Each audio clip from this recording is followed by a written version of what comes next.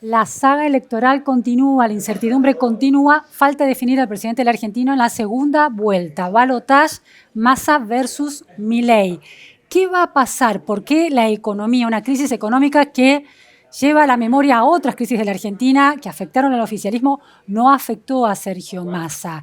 ¿Qué chances tiene Milei después de un resultado que quedó estancado en la segunda vuelta? De eso vamos a hablar hoy con una experta en opinión pública y en encuestas, Gila Bilker, la directora de la consultora 3.0. Muchísimas gracias, Gila, por estar aquí. Un placer, Lu. Gila, es muy interesante porque 3.0 y otras 3 encuestadores fueron los únicos que acertaron este resultado electoral de la primera vuelta, en la que Sergio Massa logró recuperarse de un tercer puesto en términos de coaliciones, un segundo puesto en términos de candidatos individuales. Así que es interesante. Una encuestadora que acierta. Hoy en día es casi una rareza, Gila. Primera cuestión, sorpresas para entender un poco qué está pasando en la Argentina a la hora de votar. Hay una comparación que se hace, que es mirando otras elecciones pasadas, las crisis económicas, por ejemplo, la hiper de Alfonsín, impactó directamente en la terminación de ese gobierno anticipado y en el resultado electoral con el triunfo de la oposición, en ese caso de Menem.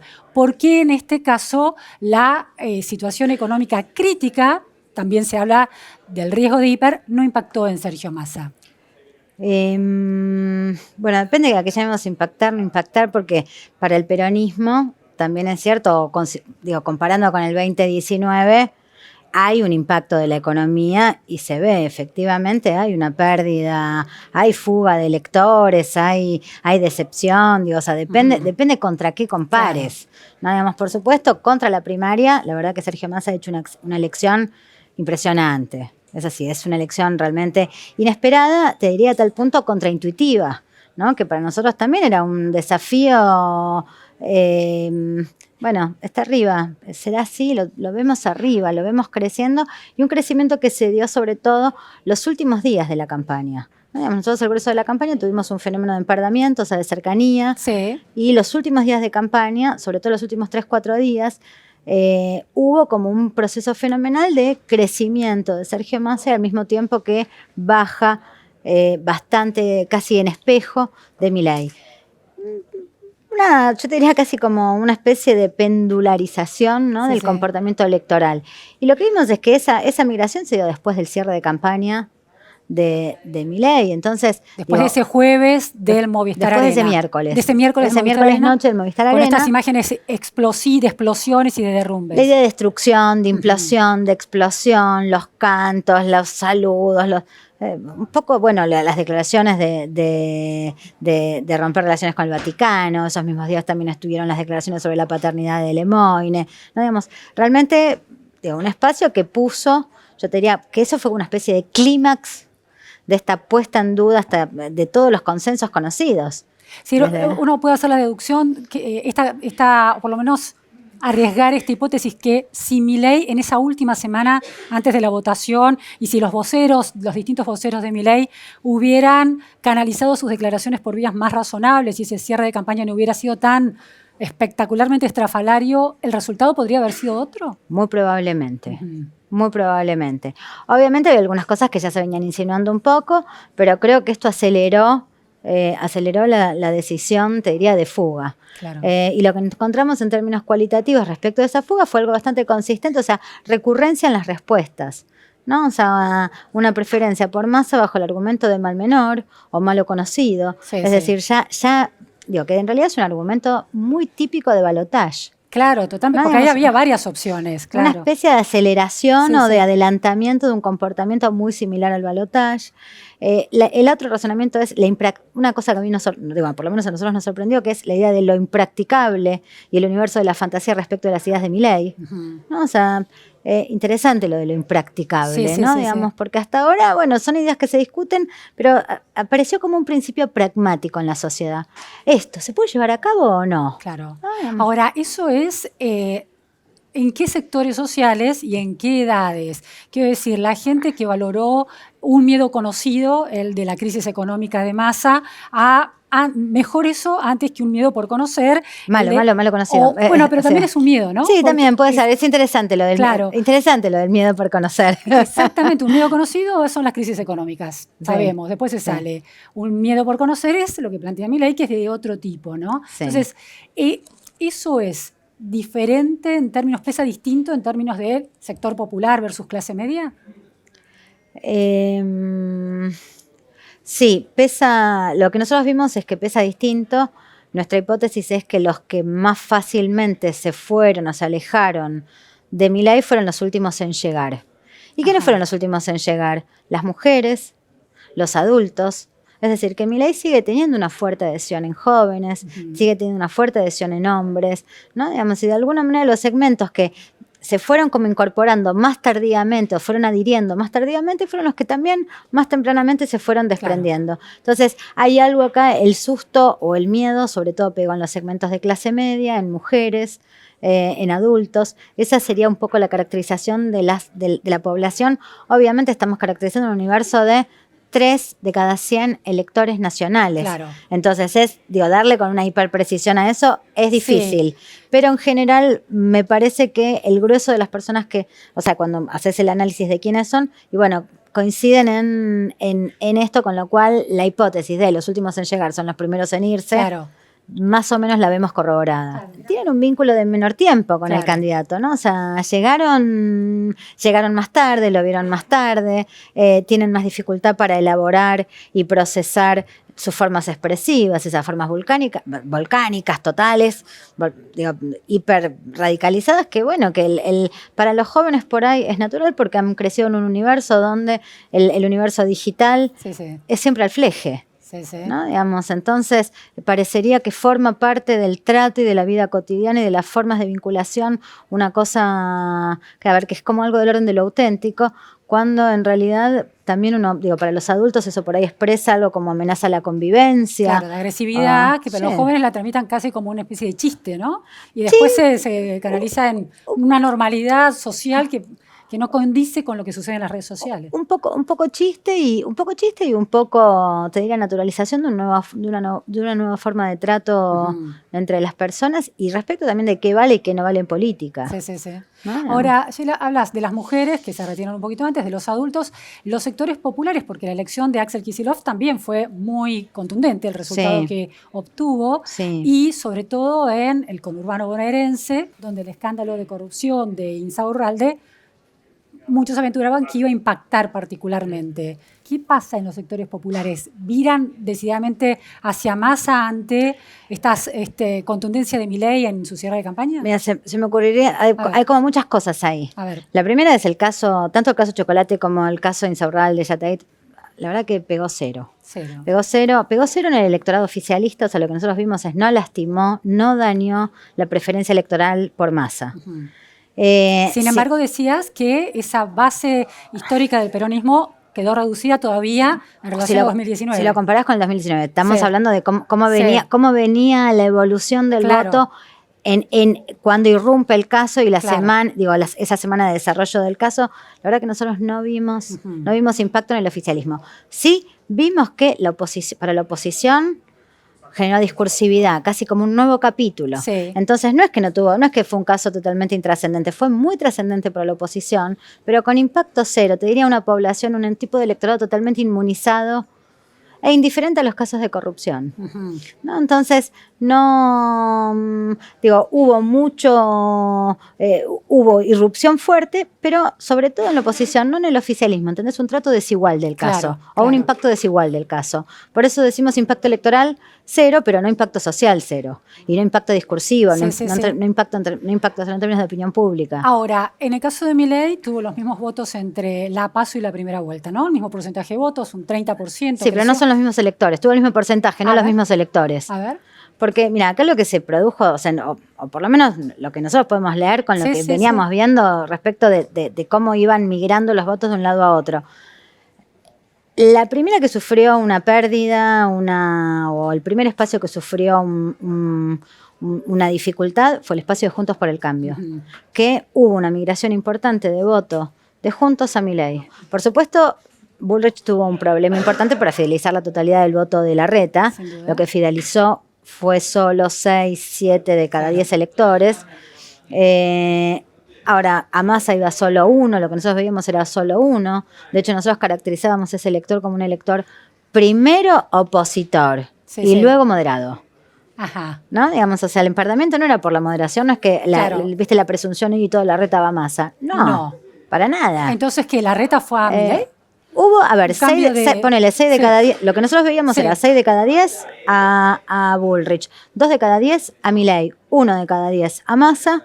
Ahí tenés 9 y uno que estaba en la indecisión. Si querés te estoy diciendo un número grueso, ¿no? Digamos, pero interesante eso. La idea de primero oposición y después moderación, ¿no? Sí. ¿Cómo en esta posibilidad de, balotaje, o sea, esta posibilidad real de balotaje, lo que va a suceder el 19 de noviembre, esa idea de oposición-moderación, ¿cómo puede llegar a jugar?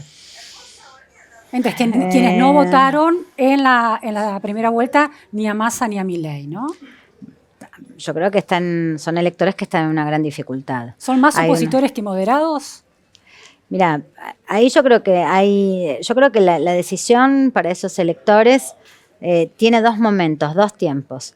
Hay algunos electores que son francamente opositores al universo peronista, kirchnerista, oficialista, que no tienen ninguna duda, toman la decisión ahora. Y hay algunos sectores que tienen tal horror por la figura de Milei o alguna de las formas del rechazo extremo por la figura de Milei que toman la decisión muy tempranamente. Pero hay un segundo tipo de elector que yo te diría que está habitado de una contradicción un poco más compleja, que es que está entre la bronca con el oficialismo y el miedo por Milei, y todavía no decanta una u otra, que están entre la adhesión a ciertos valores que por ahí expresa el oficialismo, pero al mismo tiempo el rechazo a la continuidad de un proyecto o de un modelo, o la preferencia o la idea de nada de lo que representa el oficialismo, pero los valores que expresa Milei les resultan revulsivos. Entonces, esas personas que yo te diría están demediadas, totalmente demediadas, van a tratar de extender su decisión lo más que puedan. Probablemente esa gente la veamos decidir la última semana haciendo una especie de reevaluación de todo lo que vio en la campaña. El debate va a ser importante en este caso. Muy importante. El debate va a ser muy importante. Esta campaña tiene tuvo dos momentos o va a tener 2 momentos de máxima exposición, ¿no? Digamos, de máximo alcance. Uno fue el domingo a la noche. El domingo postelectoral, con los discursos de los búnkers, porque ahí lo que vos ves es yo te diría, ¿viste cuando se pone la primera piedra? ¿No? Digamos, se inauguran el nuevo ciclo. En esa inauguración de nuevo ciclo, ya empiezan a mostrarse cosas. Ahora, si querés, hablamos de cosas que vimos a ese domingo. Y después tienes otro momento de gran exposición, que es el debate. En el medio, por supuesto, en la campaña pasan cosas. También, las discusiones dentro de los espacios, son todas cosas que después, yo te diría, aceleran la decisión, pero la aceleran en el último tramo. Claro. Y probablemente en este caso sea en el último tramo, porque es una decisión muy difícil de tomar. El votante que está realmente dudoso entre Massa o Milei, que tiene argumentos por la negativa para uno y por la negativa para el otro. La pregunta es cuál de esos dos argumentos va a primar, porque no te olvides que acá la decisión se va a ordenar por mal menor. Claro, totalmente.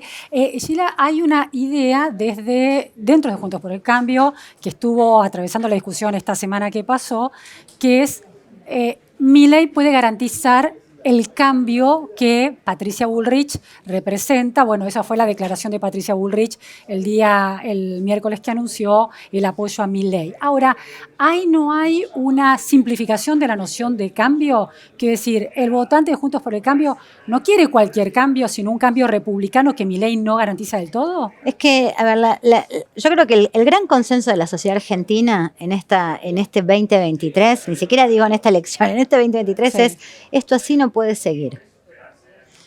Y el hecho de que esto así no puede seguir y la demanda de un nuevo inicio, de un nuevo ciclo, de un reseteo, en realidad muestra que los 3 principales candidatos que tuvo esta elección, los 3, cada uno a su modo, expresaban una forma del cambio. Y el cambio, cuando realmente hay una especie de... El cambio se abre como una posibilidad, pero tiene una forma difusa. Entonces, hay una idea de que hay un cambio más más extremo, más, bueno, no se usa la palabra salto al vacío, claro, ¿no? Digamos, como y de hecho el propio Milei discute la idea, no, pero no somos un salto al vacío. Bueno, por lo menos es un cambio que pone en juego todo lo conocido, ¿no? Todos los consensos aceptados. Cuando te digo consensos, no te estoy diciendo los consensos sobre derechos humanos, que por supuesto además los pone en juego, sino consensos básicos sobre la paternidad, consensos básicos sobre la religión, consensos básicos la venta de órganos, sobre la venta de órganos, la integridad del cuerpo. O sea, cosas muy básicas de cómo debe ser la convivencia en sociedad, ¿no?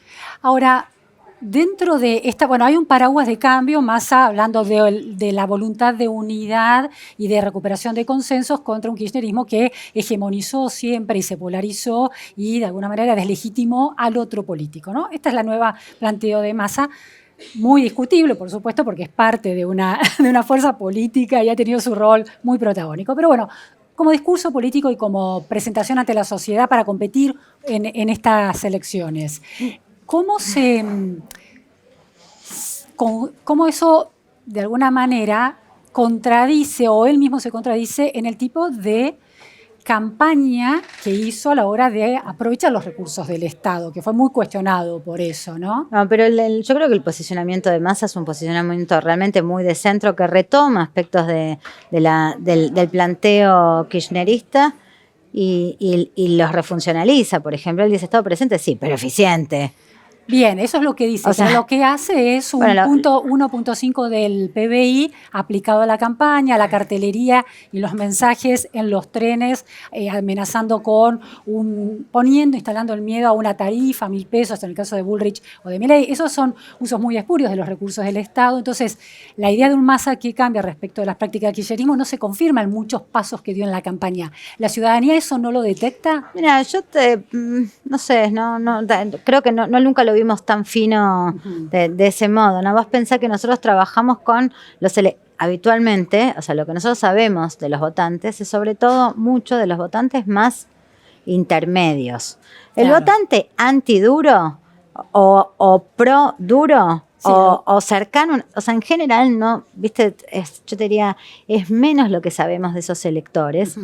Porque en general cualquier cosa que haga el propio o el adversario ratifica posiciones y prejuicios y posiciones y presunciones y lógicas de la sospecha que ya están ahí dando vueltas, jugando y ordenando. O sea, se llaman sesgos interpretativos, ¿no? Digamos. Entonces, el tema de acá me parece que es qué pasa con esos electores que están a caballo de dos mundos, ¿no? Digamos que están tanto por la positiva como por la negativa. Ahora arranca la etapa de la negativa, ¿no? Porque así se define un balotaje. Sí. Pero creo que ahí es donde en esos electores blandos que tienen pinceladas de preferencias, o sea, yo te diría, no se ponen ninguna camiseta ideológica. Sí, que pueden variar de fuerza política según las circunstancias de cada elección. Sí, y según lo que te ofrezca el candidato. Claro. Porque acá la verdad que es difícil vestirlo a Massa de kirchnerista. Es difícil vestirlo a Massa de kirchnerista. Y creo que la campaña ha sido muy eficiente en deskirchnerizarlo.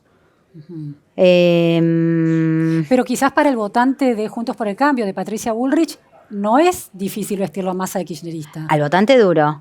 ¿Qué pasa con el votante blando de Juntos para el Cambio? Más alineados con el radicalismo, por ejemplo. Más alineados con el radicalismo, más alineados. De todos modos, yo creo que igual hoy esas preguntas importan menos porque se va a ordenar por los rechazos.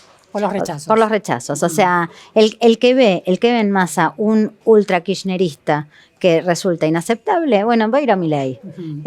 Y yo creo que va a ir a Milei, incluso elaborando esto que ya empezamos a ver, que es que no hay discurso. Van a votar a Milei sin discurso sobre Milei, sino con un discurso sólido anti-Massa. Claro, entiendo. Y lo mismo que Massa va a capitalizar un voto que va a ser una crítica muy fuerte a la figura de Milei, tratando de no pensar mucho sobre Massa, sino argumentando sobre eso. Tapándose la nariz, de alguna manera. Sí, bueno, es que se va a ordenar así. Ahora, en la década del 90, casi una especie de regularidad que se empieza a construir ahí es esta idea. Si la economía funciona, la gente mira para otro lado en temas tan claves como la corrupción. Sí. Ahora la economía no funciona y la gente de todas maneras miró para otro lado con el tema de corrupción. ¿Ese tipo de razonamientos va a seguir operando en favor de Massa en el balotaje? Fue tu primer pregunta. Sí, pero ahora a la hora del balotaje. Y fue tu primera pregunta y es interesante porque es una discusión. O sea, en Argentina, a ver, sería necio negar la centralidad del problema económico. O sea, el problema económico ordena, manda, mueve átomos y voluntades, ¿no? Sí. Pero también es cierto que lo que ordena es la política, ¿no? Digamos, yo creo que las campañas de cara a las generales lo que mostraron fue una especie de... O sea, mostraron mucho del orden de qué pasa en la política, ¿no? Digamos, Los liderazgos, por ejemplo. Los liderazgos, por ejemplo. Son aspectos tremendamente políticos, sí, ¿no? Patricia Bullrich tuvo momentos de muchas semanas de muchísima debilidad como líder, ¿no? Bueno, muy errática. La campaña tuvo mucha dificultad para encontrar un camino. Para encontrar un tono. Encontrar un adversario. Realmente fue una campaña errática. La campaña de Milei también mostró ese clímax libertario que hablábamos hace un rato. Sí, su sobregiro, ¿no? Una de más. Claro. Una de más. Y la verdad que la campaña de Massa fue una campaña donde logró transmitir autoridad, logró poner en valor una serie de medidas. Fue el único vocero de su campaña, con enorme consistencia, ¿no? Bueno, esta idea que vos marcas creo muy acertado, de el único vocero, es parte del fenómeno de deskirchnerización. ¿No? Digamos, y yo creo además que la primera parte, la campaña de la primaria del oficialismo fue mala, francamente mala, plagada de errores, hiperkirchnerizada, con ideas, con discusiones que una parte importante de la sociedad no quiere tener. Y esta fue una campaña pragmática. Sí, inclusive Kicillof quedó más silenciado en esta campaña, ¿no? Hacia la primera vuelta. Hizo una buena campaña, pero creo que sobre todo centrada en la gestión. Claro. Centrada en la gestión. Y en los errores de los otros. Claro, ¿no? Sí, el miedo a Milei también funcionó muy funcionalmente para Massa. Ahora, en el balotaje decías que en el caso de la primera vuelta a Milei le jugó en contra estos últimos días de esa campaña tan sonora y tan, pavorosa para un votante normal, digamos, ¿no? Claro, que no ahora, viste que ahora no podemos decir normal. Claro, que no esté enfilado detrás de esa especie de algarabía adolescente libertaria, ¿no?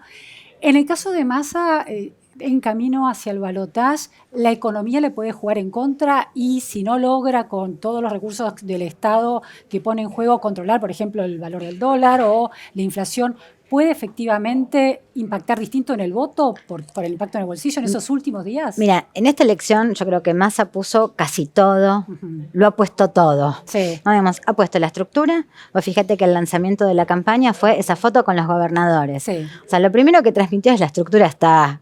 Bueno, y ¿no? estuvo, Digamos, ¿no? Que no es poco, es un montón en una elección. Y estuvo en la primera vuelta que no había estado tanto en las PASO, ¿no? Exactamente, por eso te digo, el lanzamiento de la primaria, de las generales, es esa foto con los gobernadores, que es decir, está, la estructura está. El clima económico, o sea, la dificultad económica de una inflación realmente muy complicada, muy alta, que crea un clima de mucha inestabilidad, de mucha incertidumbre, de mucha dificultad cotidiana, coexiste con otras cosas que tampoco Massa pone en valor. Creo que está el desafío de desmarcarse del gobierno, porque él tiene activos para mostrar. Por ejemplo, crecimiento del empleo. Y no lo va a hacer. La actividad económica. La actividad económica, mayor consumo, crecimiento del empleo, por supuesto, empleo con empleados que son pobres. Claro. O sea, por eso. Salario, sí. O informal, sí. O informal. No, o de planes también, pues se considera también actividad. Entonces, tenés acá un fenómeno que podría ser un activo y que el candidato deliberadamente lo ignora. O sea, ¿viste? Porque quiere ser identificado con la gestión. Y está en una posición realmente muy difícil. Es una posición muy, muy difícil que le viene saliendo. O sea, por eso te digo, esta campaña, mira, realismo mágico latinoamericano. Nosotros veíamos hace un tiempo el fenómeno con Milei, que era un fenómeno de hechizo. Lo veíamos en los estudios cualitativos, porque la gente decía, o sea, sus votantes le discutían todas las ideas. Decían, bueno, esto no lo va a hacer, bueno, esto lo dice, pero... Claro. Entonces, o sea, tenías un elector que no entendías bien por qué adhería a una figura cuando le discutía todas las ideas. Claro, un fenómeno carismático. Un fenómeno de carisma, o sea, es un hechizo. Sí. El carisma es un hechizo. Sí. Eran electores hechizados. Creo que lo que pasó ahora es un desplazamiento de ese hechizo al milagro, ¿no? Digamos, o sea, un poco lo que le pasa... ¿Al milagro Massa o al milagro Milei? Porque Massa es un milagro. Yo creo que es del hechizo Milei Sí. a este fenómeno un poco de milagro Massa, ¿no? Digamos que tiene esta, yo te diría, esta curiosidad de haber logrado ese desperfilado entre Sí. su gestión y la gestión actual. Creo que esa parte de la campaña de explicarlo a través de la figura de Scaloni, ¿no? Scaloni en el marco de un cuerpo técnico que no lideraba y Scaloni liderando el propio cuerpo técnico, ¿no? Digamos, o sea, liderando el cuerpo técnico, tercera copa, no liderando, un fracaso total. Claro. Entonces, creo que eso fue un acierto porque es un modo fácil de explicar algo muy complejo, que es quién manda y cómo, y qué diferencias hay cuando hay alguien al frente que cuando hay otra persona al frente. Sheila, 2 preguntas finales. Sí. La primera es, en esta, quedó Juntos por el Cambio fuera, vimos la semana pasada las definiciones en relación al apoyo a Milei. ¿Cuánto de esos apoyos explícitos de la dirigencia o de la decisión de neutralidad ante los dos polos que se van a enfrentar en el balotaje, cuánto influye en la decisión del elector, de la persona que va a votar? Que su candidata, eventualmente Bullrich, diga apoyo a Milei, que lo haga Macri o que lo haga o que eso esté afectando a la noción de cambio de Juntos por el Cambio, porque Juntos por el Cambio empieza a estar en enorme tensión. Mira, yo creo que cuando Bullrich estaba con Estrella, que fue disputando con Larreta, sí. Cuando Larreta sumó a dirigentes, dijo sumó 2 votos. Ah, sí. ¿Te acordás? Sí. Creo que algo de eso hay, creo que los electores tienen algo muy difícil por delante, que es tomar una decisión, que es probable que algo de esto, por algo, hay unas peleas internas por ver cómo se ordenan, pero creo que es un ordenamiento del poder. De la cúpula y no la gente está pensando de manera personal el tema. Yo creo que son elaboraciones personales, en definitiva, finalmente, por lo menos eso es lo que se ve mayormente, por lo menos en mi experiencia de investigación en otras elecciones. En esta todavía no lo sé. Claro. La segunda pregunta es cómo Massa, que ha sido históricamente uno de los líderes con mayor imagen negativa, y de hecho ahora, según algunas encuestas que se conocieron la semana pasada, tiene inclusive mayor porcentaje de imagen negativa que Milei, ¿cómo tiene tantas chances? Bueno, primero hay que pensar que es lo contrario de la desconfianza, ¿no? Porque Massa no revirtió la desconfianza, sí hubo una generalización del panquequismo. De la noción de panqueque, seguro, una generalización total. A otros dirigentes de otras fuerzas políticas. A los dirigentes, y bueno, es que la necesidad de alianzas en en otro, o sea, hacen estallar la noción del... Claro. O sea, porque en definitiva... Y eso le juega a favor. Y yo creo normaliza que ese rasgo negativo. Lo normaliza y por otro lado, yo creo que el anverso de la desconfianza es la autoridad. O sea, Massa genera desconfianza, pero construye autoridad. ¿No? Claro, tiene astucia para disputar el poder. Sí. Diríamos, como parte de esa autoridad. Vos dijiste astucia y me gustó la palabra, astucia. Esta campaña, yo creo que más que kirchnerismo, antikirchnerismo, pareció estar discutiendo astucias versus torpezas. O sea, y creo que hubo mucho de eso. Claro, sí, claramente. Y la última cuestión es cuánto va a influir la decisión de muchos votantes expuestos a este dilema que terminen diciendo no voy a votar o voy a votar en blanco. ¿Cómo puede jugar eso en la elección? Sin lugar a dudas va a haber un volumen de voto en blanco importante y de abstención. O sea, esperémoslo, porque va a estar. ¿A quién crees que beneficia esto? Bueno, a ver, vos hoy partís de, o sea, la foto final son 6-7 puntos de diferencia. Sí. El voto blanco en general tiende a ampliar las diferencias entre el primero y el segundo. Y esto se va a ganar, esto no es 50 más 1, esto es quién saca un voto más, en definitiva, porque todo lo demás tiende a ordenar eso, digamos. Podemos pensar que aquellos que votan en blanco o no van a votar son los votantes menos disciplinados en términos de sus pertenencias políticas, que el votante kirchnerista o el votante masista va a estar mucho más inclinado a ir a votar y eso puede beneficiarlo a Massa y no tanto a esa ausencia de Milei. No se sabe todavía, no se sabe, va a ser un fin de semana raro, creo que hay feriado largo. Claro. No se sabe, me parece que estamos, es cierto que falta muy poco, faltan 3 semanas, ya pasó una semana y son 4, pero creo que hace falta todavía estudiar un poquito más qué va a pasar con el comportamiento, sobre todo por esto que te digo, que hay un gran interrogante porque tenés un elector partido en dos, tenés un elector, o tenés muchos perfiles distintos de electores que están Sopesando. Naufragando en el mar de la indecisión. Sí, sopesando negatividades. Claro. Muchísimas gracias, No, Sheila. al revés, un Fue placer. Sheila Bilker en La Repregunta. Gracias.